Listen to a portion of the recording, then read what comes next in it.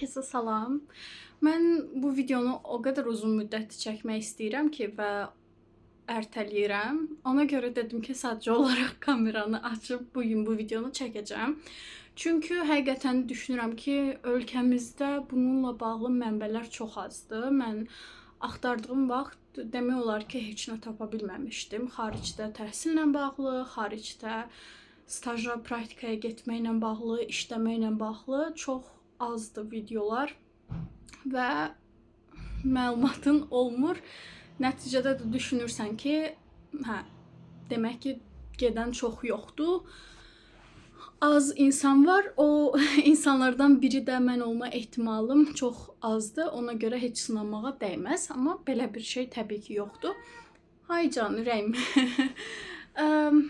Deməli, mən artıq bir il olar ki, bir il öncə Almaniyada staja, praktikaya getmişdim. Və mən bunu Erasmus proqramı sayəsində eləmişdim. Erasmusdan daha öncələrdə xəbərim var idi.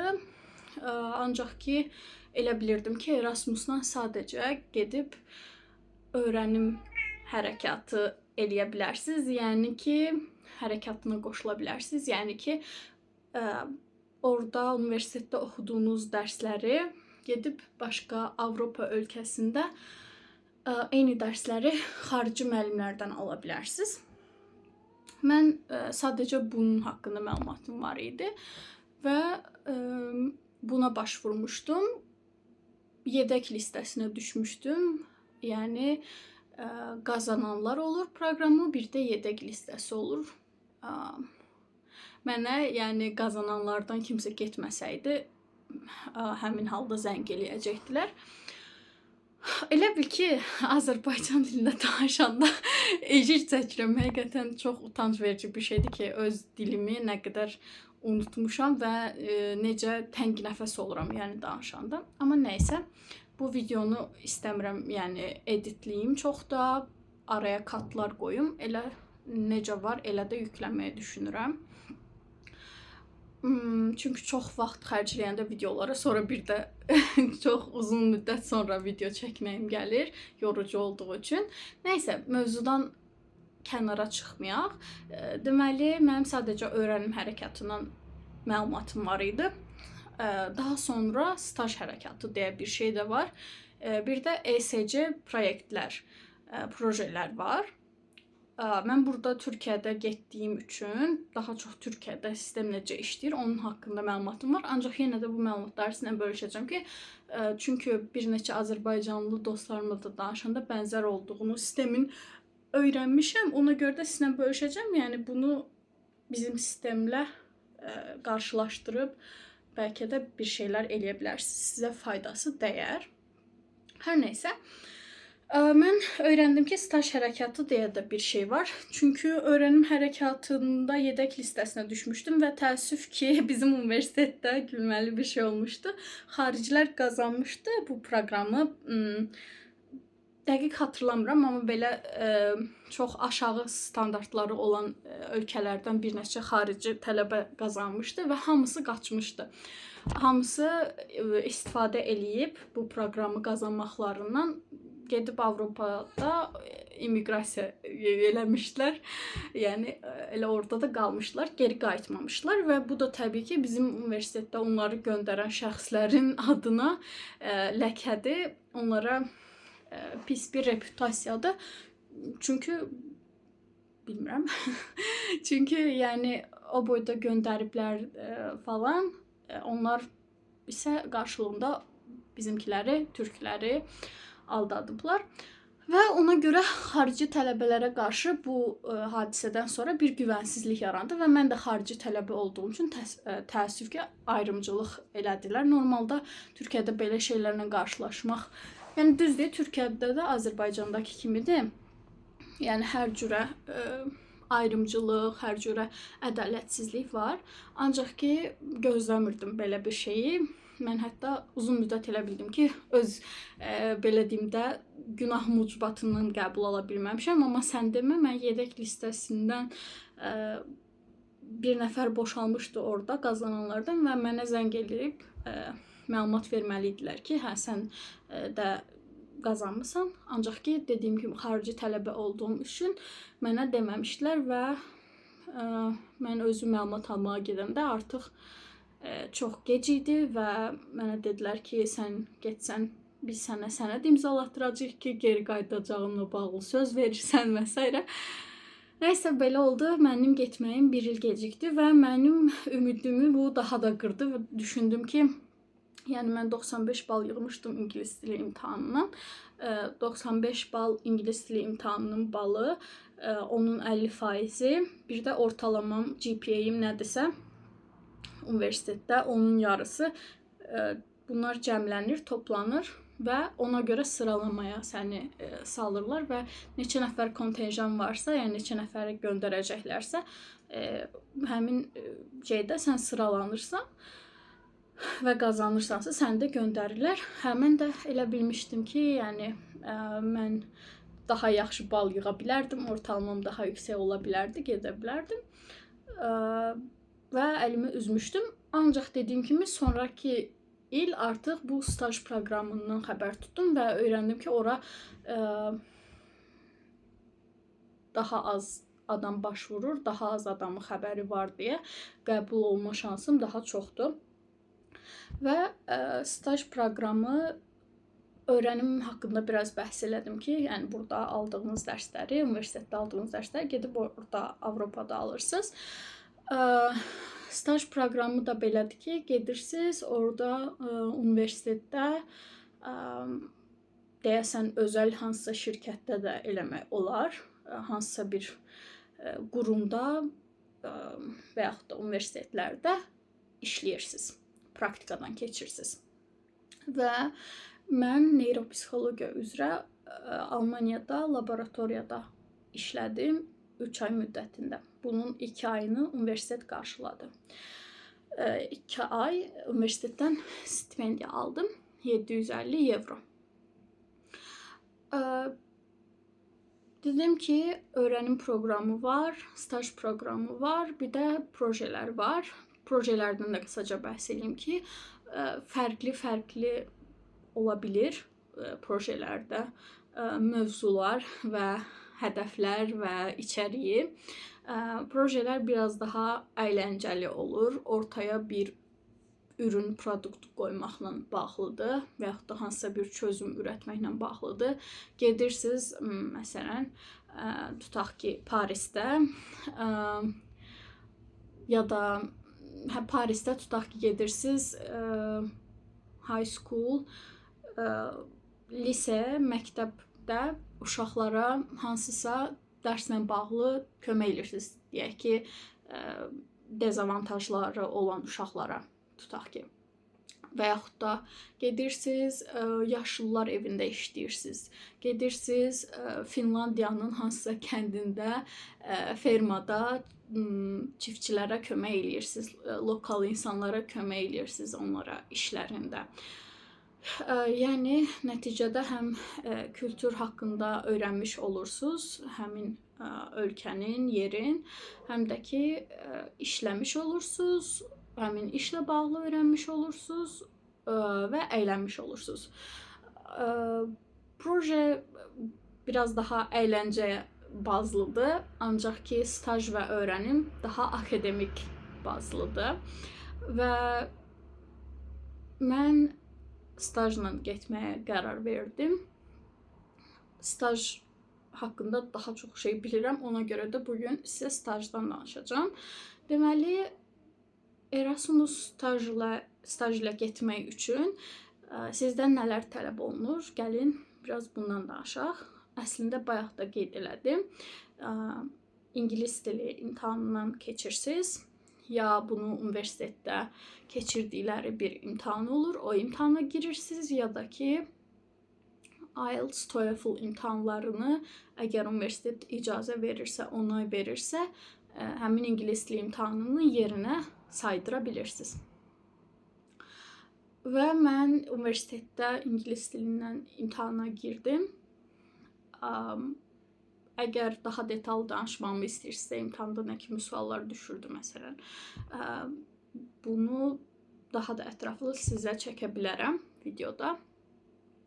Mən ingilis dilindən imtahana girdim və 95 bal yığmışdım ilkində, ikincisində biraz daha az bal yığmışdım, amma yadımda deyil nə qədər.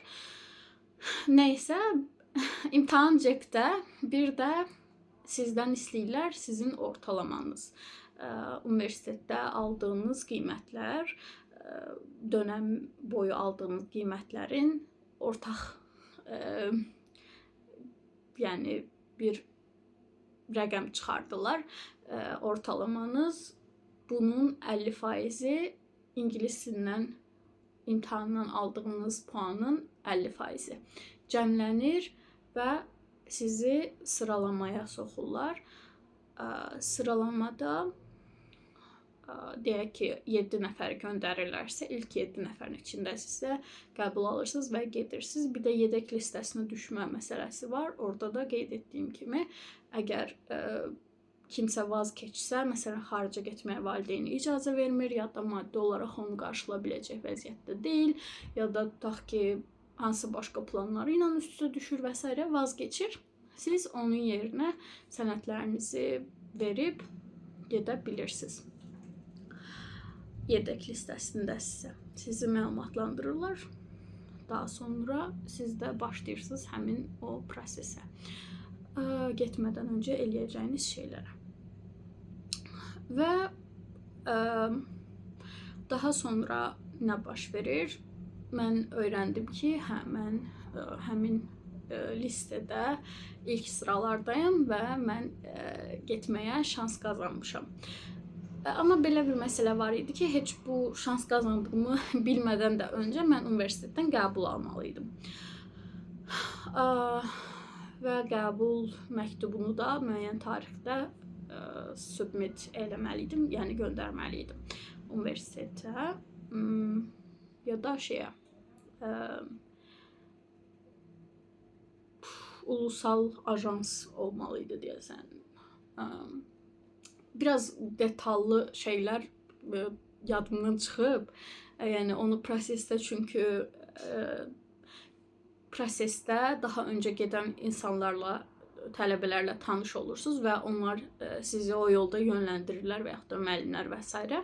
Hər şeyi əzbər yadınızda saxlamalı deyilsiniz. Yəni əsas odur ki, başlayın, davamı mütləq ki gələcək. Və mən daha sonra artıq xariclə belə necə deyim, əlaqəli hissəyə keçid eləmək istəyirəm. Burada nə baş verir, nə tələb edirlər dedim. Xaricdən, yəni getmək istədiyiniz yeri öncəliklə müəyyənləşdirməlisiniz və bu Avropa, EU, European Union, Avropa Birliyi ölkələrindən biri olmalıdır. Təbii ki, Erasmus sadəcə Avropa ölkələri ilə bağlı bir proqram deyil, başqa ərəb ölkələri və s. də proqrama daxildir və yaxud da Türkiyədə daxildir eyni zamanda. Azərbaycanda da projelər və s. olur, Suriyada da olur. Yəni, demək olar hər yerdə var. Sadəcə sırf bu stajla bağlı deyirəm ki, EU ölkələrinə aiddir və onlardan birini seçməlisiniz. Mən məsələn Finlandiya istəyirdim. Başqa ölkələr var idi ağlımda, ancaq ki, sonradan Almaniyanı qərarlaşdırmalı oldum. Əslində Almaniyada uşaqlıqdan getmək istədiyim bir yer idi, xəyal kimi idi. Hələ də inana bilmirəm ki, mən orada olmuşam. Və təkcə Almaniyada yox, bir dəfə Avropaya çıxdınızsa, Avropanı yaxşıca gəzə bilirsiniz. Mən örnək olaraq Parisə getdim, Belçikaya getdim, Polşaya getdim,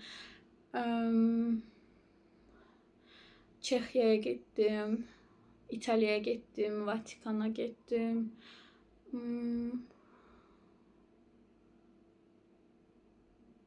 Məncə saydım, yəni hamısını ya da çoxunu.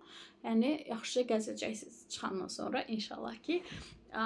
Hələ ki dediyim kimi nə edirik? Ölkəni seçirik. Daha sonra İkinci eləyəcəyimiz şey həmin ölkədə, harada praktikaya gedəcəyimizi qərarlaşdırmaqdır və bu zaman iki yol izləyə bilərsiniz. Birincisi, bir neçə yer seçib sadəcə ora məktub atmaq, mail atmaq və oradan qəbul gözləmək və yaxud da mənim kimi mən 200-ə yaxın yerə mail atmışdım. Çoxlu yerə mail atmaq və fingers crossed, yəni şans diləyib gözləyəsiniz ki, onlardan illaki birindən cavab çıxacaq. Yenə bu iki yoldan da hansını seçirsiniz, onu da qərarlaşdırırsınız ki, çoxlu yerə atıb onlardan birinin çıxmağını mı gözləyəcəksiniz, yoxsa sizin dəqiq bir neçə universitet və yaxud da şirkət ağlınızda var, qurum ağlınızda var və mütləq oranı istəyirsiniz və ora girmək üçün əlinizdən gələni eləyəcəksiniz. Daha uzun müddətli çalışacaqsınız həmin yerlər üçün. Bunu qərarlaşdırmanız lazımdır. Daha sonra isə həmin yerlərə məktubunuzu, motivasiya məktubu deyilir buna, motivasiya məktubunuzu pıştığında deyəcək sözü var, hazırlamağa başlamalısınız. Motivasiya məktubunda yenə bununla bağlı da bir ayrı video çəkmək olar. İstəsəz mənə yazın. Motivasiya məktubunda özünüz haqqında məlumat verirsiniz. Özünüzü tanıdırsınız. Niyə ora getmək istədiyinizdən bəhs eləyirsiniz. Nə etmək istədiyinizdən bəhs eləyirsiniz orada və Erasmus proqramı ilə gələcəyinizdən bəhs edirsiniz. Gələndən sonra nələr eləmək istəyirsiniz, orada öyrəndiklərinizlə, oradan qazandığınız təcrübələr sizə nələr qatacaq və nələr eləyəcəksiniz onlarla. Bununla danışırsınız, təşəkkür edirsiniz və mail atırsınız. Təbii ki, düşünə bilərsiniz ki, indi mən o qədər yerə mail atacağam, o boyda hər dəfəsində yeni bir mail mi yazmalıyam? Təbii ki, xeyr. Yəni, mailin %70-i hardasa eyni qalır. Hər dəfə göndərəndə sadəcə %30-unu atdığınız yerə, şəxsə görə dəyişdirib, onun maraqları ilə belə uyğunlaşdırıb, məsələn, birinin deyək ki, mən neuropsixologiya üzrə araşdırma eləmək üçün gedirdim. Biri, məsələn, davranışla bağlı, emosiyalarla bağlı araşdırmağı sevir. Onda mən həmin məktubda mən deyəcəm ki, mən daha çox bununla maraqlanıram və bununla bağlı tutaq ki, filan şeylər eləmişəm ya da filan şeylər oxumuşam. Məsələn, sizin filan araşdırmalarınızı gözdən keçirmişəm və çox xoşuma gəlib, mənə çox təsir eləyib və s. və s. Yəni, həmin insana, həmin mövzuya qarşı olan marağınızı göstərməlisiniz. Niyə specifically, xüsusilə o mövzunu, o şəxslə işləməyi, həmin yerdə işləməyi istəyirsiniz, bunu vurğulamalısınız. Və motivasiya məktubunu göndərdikdən sonra cavab gözləyirsiniz. Cavablar rədd bazlı olur. Bir də onaylayırlar ki, hə, olar. Nələrsə eləyə bilərik birlikdə. Bəziləri yox deyir, bəziləri hə deyir. Və siz yox deyənlər əsasən sadəcə yox demir, həmçinin feedback də verir. Və bir də belə bir mövzu da var ki, mail atırsınız, cavab gəlmir bir gün, 2 gün. Əsasən tez gəlir cavablar bu arada. Mən yenə gülməli bir hekayə. Bir gün axşam yatmayıb, gecə 2-də Harvarddakı professora mail atmışdım. Və səhər durdum ki, 2-3 saat sonra cavab verib və Türkiyədə neçə dənə professora, müəllimlərə atırsam mail, əsla cavab gəlmir. Elə bir kara deliyə göndərsən, o maillər hamısı yox olur. Mail atmağın belə bir verdiyi hissiyat var ki, yəni sanki atdım bu maili boşluğa, uçdu getdi, puf. Yəni heç nə olmayacaq kimi. Amma elə düşünməyin. Görəcəksiniz ki, cavablar alırsınız yaxşı, pis. Pis cavablar alanda da ümidsizliyə qapılmayın, pis olmayın. Çünki əsasən dediyim kimi sadəcə yox demirlər, feedback də verirlər. Sizə geri dönüt də verirlər. Deyirlər ki, yox, çünki məsələn spesifik olaraq qeyd eləməmisən ki, nə ilə maraqlanırsan orada, nə ilə işləmək istəyirsən. Yox, çünki mən hal-hazırda stajyer qəbul eləmirəm. Yox, çünki hal-hazırda məsələn filan araşdırma üzərində işləyirəm və tək başına işləyirəm məsəl üçün. Yəni bu şəkildə yox deyib səbəb gətirəcəklər. Sizinlə bağlı, öz işləri ilə bağlı və s. səbəbini açıqlayacaqlar. Siz o dedikləri sizinlə bağlı özəlliklə şeyləri ciddiyə almağınız lazımdır və lazım gəlsə düzəlişlər eləməyiniz lazımdır maillərinizdə. Yəni bunların hamısını prosesdə öyrənirsiniz və prosesdə inkişaf elətdirirsiniz. Atdığınız mailləri də, başqa digər atdığınız addımları da prosesdə necə daha yaxşı nə edə bilərəm sualını özünüzə verib nələrsə daha yaxşı edə bilirsiniz. Və motivasiya məktubunuz hazırdasa, göndərdiniz, qəbul aldınızsa, qəbuldan öncə əsasən interview da olur bu arada. Ayda nə qədər şey var imiş, belə sanki şıp deyə qəbul aldım, getdim kimi adamın yadında qalır da, sanki asantmış kimi, amma yəni neçə dənə mərhələlər olur. Amma dediyim kimi, yəni yola çıxandan sonra hamısı karvan yolda dizilir də, yəni düzülür. Hamısı yolda düzələcək. Və mülaqat, interview olur. Əgər sizin məktubunuzu bəyəniblərsə, məktubunuza bu arada CV-ni də əlavə edirsiniz. CV-də Europasta hazırlayırsınız. Deməli, maildə yazırsınız, məktubunuzu, ürək sözlərinizi, altına CV yapışdırdınız. Göndər getsin. Daha sonra sizə pozitiv geri dönüş elədilərsə, sizi intervyuya dəvət edirlər. Və siz bu görüşmədə onlarla tanış olursunuz. Yenə eyni şəkildə bəhs edirsiniz ki, nələr eləmək istəyirsiniz, sizi nələr maraqlandırır. Sizə müxtəlif suallar verirlər. Bir iş görüşməsində olduğu kimi, amma daha az formal və daha az üstünüzə gəlirlər. Çünki siz bir Erasmus tələbəsi olacaqsınız, tələbəsiz. Ona görə çox da üstünüzə gəlmirlər. O barədə də qorxmayın. Mən çox həyəcanlanmışdım, amma gərək yox imiş. Hər türlü sanki qəbul eləyəcəkmişlər kimi hiss edirəm məni. Belə. Daha sonra mülaqatdan da, görüşmədən də əgər pozitiv təəssürat yarada bilsəz və tamam desələr, sizə acceptance letter göndərirlər. Bu nədir? Bu qəbul məktubudur. Sizə qəbul məktubu göndərirlər və siz onlardan xahiş edirsiniz ki, bir də əlavə learning agreement var, öyrənim sözləşməsi. Bu sözləşməni də doldurursunuz qarşılıqlı, bunu da imzalayırsınız, pečatlayırsınız, bunu da birgə hazırlayırsınız mailləşərək yenə.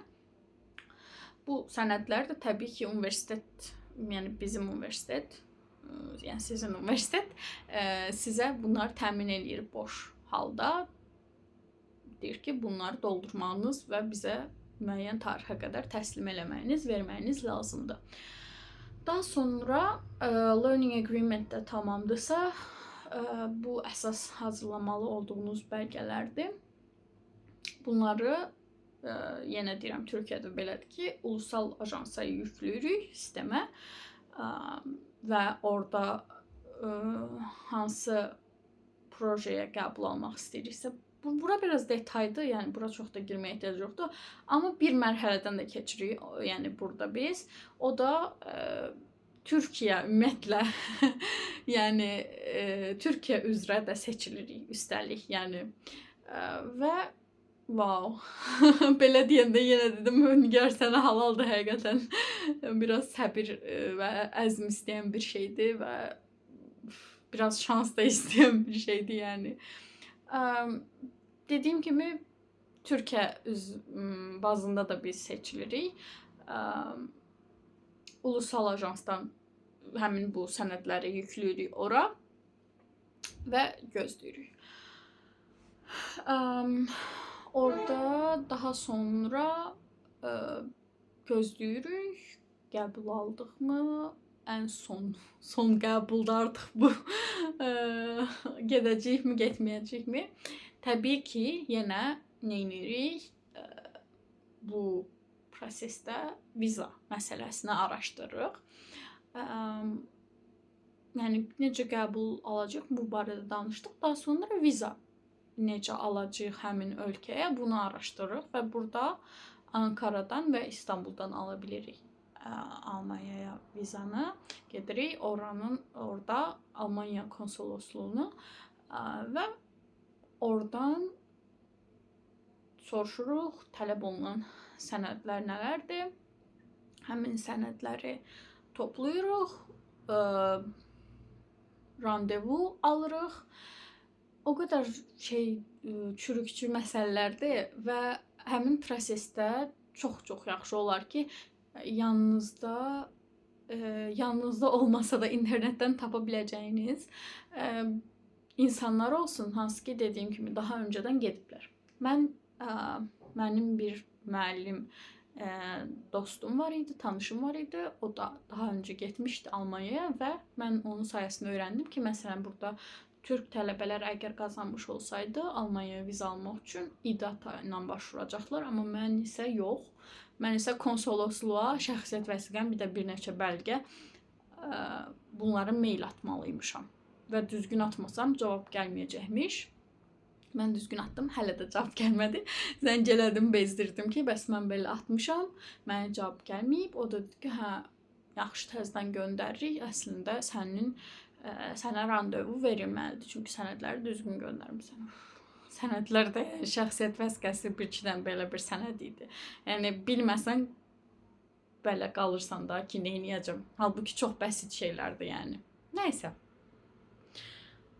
Daha sonra mənə randevu təyin eləyirlər. Sizə randevu təyin eləyirlər və həmin tarixdə sənədlərinizi toplamış olmağınız lazım gəlir. Sənədlərinizi yığıb gedirsiniz, verirsiniz və sizdən bəzi suallar soruşurlar. Mənə bir vərəq verdilər, kağız, orada müəyyən suallar var idi. Niyə getmək istəyirsən, niyə Almaniya, nə etmək istəyirsən və s. Yadımda qalan budur. Bu tərz suallar və orada onu yazıb doldurmalı oldum. Sənədlərimə əlavə olaraq bir də bunu da əlavə elədilər. Daha sonra mən yenə orada da çox həyəcanlıydım. İlk dəfədir belə şeylərə girişirəm və sənəd işində çox amatör olduğumu düşünürdüm də. Özəllə də yəni belə xaricə ilk dəfə başvururam, hər şeyi özüm həll eləyirəm, alınacaqmı və s.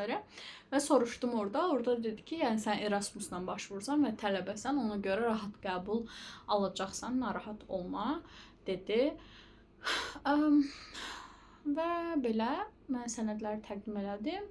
Daha sonra öyrəndim ki, bu arada türk tələbələrə qəbul almaq çox çətindir. Mən sadəcə Azərbaycanlı olduğum üçün biraz orada pozitiv ayrımcılıq eləmişdi həmin insan. Yenə burada da şans məsələsi var. Mən başqa birinə denk gəlsəydim, düşünürəm ki, tərsləyə bilərdi də. Yəni hansısa sənədlərin biraz məsələn içində əksikliklər var idi. Cüzi əksikliklər var idi. Randevu vaxtını dəyişdirmişdim falan. Yəni başqa biri olsaydı bunu qəbullamaya bilərdi, amma yaxşı birinə denk gəlmişdim. Şansım gətirəndə gətirir. Amma məsələn əvvəllər flex imtahanına başvuranda elə olmamışdı. Yəni savad da var idi, hər şey də var idi. Sadəcə imtahanı edən şəxslər və s. belə tam da bəxtim gətirməmişdi yəni orada və son mərhələyə qədər gəlib kəsilmişdim. Nəysə.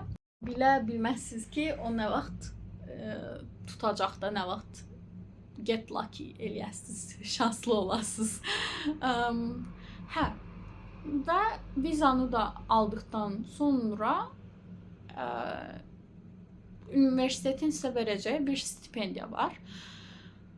O stipendiya üçün də yenə müəyyən sənədlər tələb edirlər sizdən.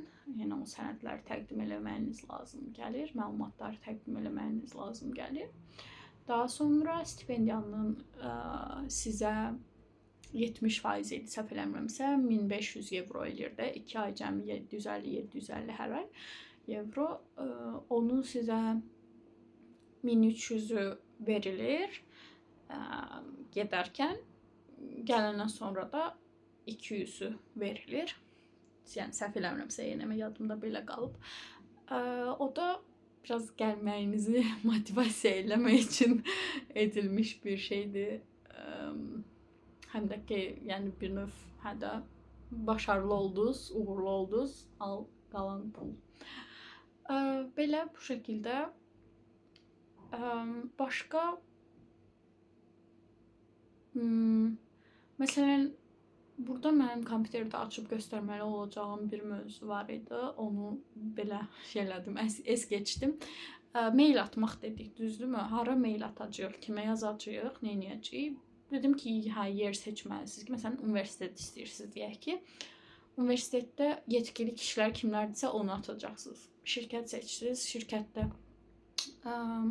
contact person yenə kimdirsə, kim orada baxırsa, məsələn, müəyyən işlərə ya başındakı insan ola bilər, ya asistan ola bilər.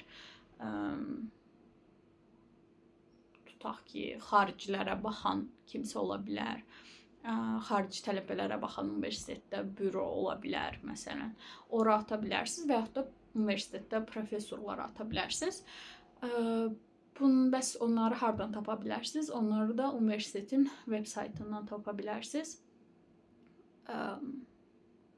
Yəni şirkətlərdə də belə olur, universitetlərdə də belə olur ki, siz orada işləyən şəxsləri görə bilirsiniz və onların contact information'ı əlaqəyə keçməyiniz üçün məlumatları qoyulur web saytda. Sadəcə onu biraz tapmaq müşkül işdir. Əlinizi öyrəşmək gərəkir. Biraz tez hərəkət eləməyiniz gərəkir orada. Çünki bir sürü yerə mail atacaqsınız. Dediyim kimi, bunlar biraz detaldır. Bunlardan başqa videoda ətraflı danışa bilərik.